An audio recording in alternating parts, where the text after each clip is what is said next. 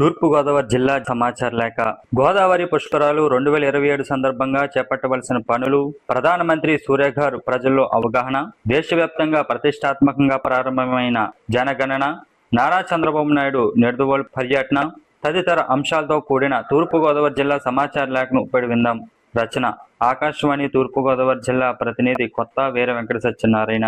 తూర్పుగోదావరి జిల్లా గోదావరి పుష్కరాలు 2027 సందర్భంగా చేపట్టవలసిన పనులను రాష్ట్ర దేవాదాయ మరియు ధర్మాదాయ శాఖ మంత్రి ఆన్ నారాయణ రెడ్డి రాజమహేంద్రవరంలో పర్యటించారు. నగరంలో దేవాదాయ శాఖ ఆధ్వర్యంలో ఫేజ్ 1 కింద 9.55 కోట్ల రూపాయలతో చేపట్టనున్న పనుల అభివృద్ధి పనులకు ఎంపీ దగ్గుబాటి పురంధేశ్వరి, ఎమ్మెల్సీ సోము వీర్రాజు తదితరులతో కలిసి శంకుస్థాపన, భూమి పూజ కార్యక్రమంలో మంత్రి పాల్గొన్నారు. 9.55 కోట్ల వ్యయంతో 6 దేవాదాయ సంస్థల అభివృద్ధి పనులకు శ్రీకారం చుట్టడం సంతోషదాయకమని మంత్రి పేర్కొన్నారు.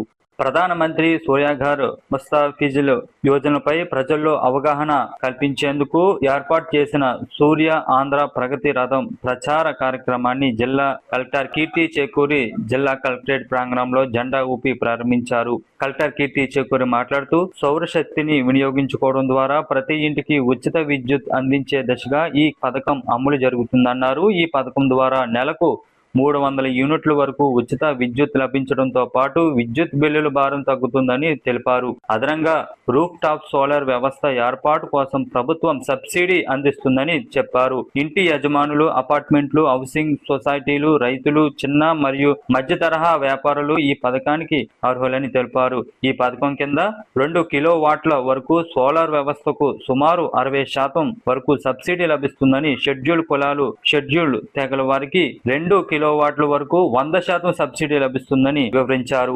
దేశవ్యాప్తంగా ప్రతిష్టాత్మకంగా ప్రారంభమైన జనగణన 2027 ప్రక్రియలో రాష్ట్ర పర్యాటక, సాంస్కృతిక, సినిమా, ఫోటోగ్రఫీ శాఖ మంత్రి కందుల దుర్గేష్ స్వయంగా పాల్గొని తొలి అడుగు వేశారు.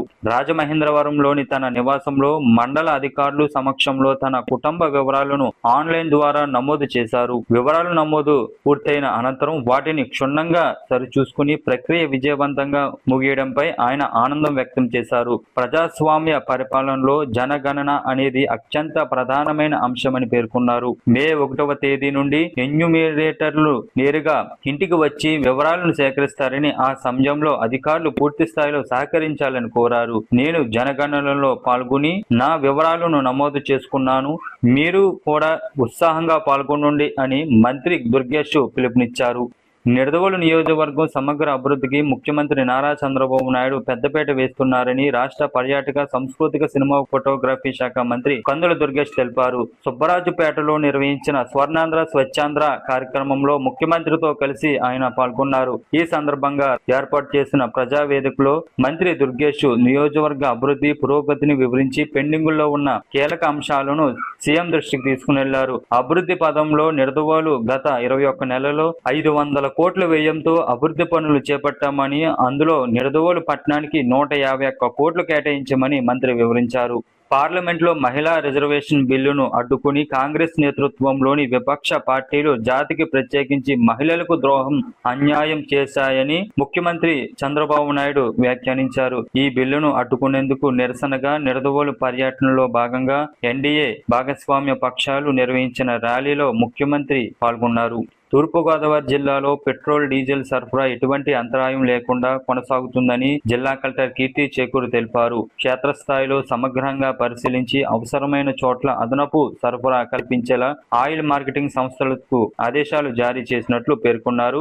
2025-26 విద్యా సంవత్సరంలో 10వ తరగతి ప్రభుత్వ పాఠశాలలో చదివి ఉత్తమ ప్రతిభ కనబరిచిన 27 మంది విద్యార్థులకు అభినందన సభ ఘనంగా నిర్వహించారు. ఈ సందర్భంగా కలెక్టర్ కీర్తి చేకూరి మాట్లాడుతూ 10వ తరగతి అత్యుత్తమ మార్కులు సాధించడం ద్వారా విద్యార్థుల్లో ఉన్నత లక్ష్యాలను చేరుకునే ధైర్యం పెరుగుతుందని తెలిపారు. కష్టపడే స్వభావం, పట్టుదల ఉంటే ఏదైనా సాధించవచ్చునని స్పష్టం చేశారు. మరిన్ని వార్తా విశేషాలతో జూన్ నెల సమాచార లేఖలో కలుసుకుందాం. ఆకాశవాణి ప్రాంతీయ వార్తా విభాగం, విజయవాడ.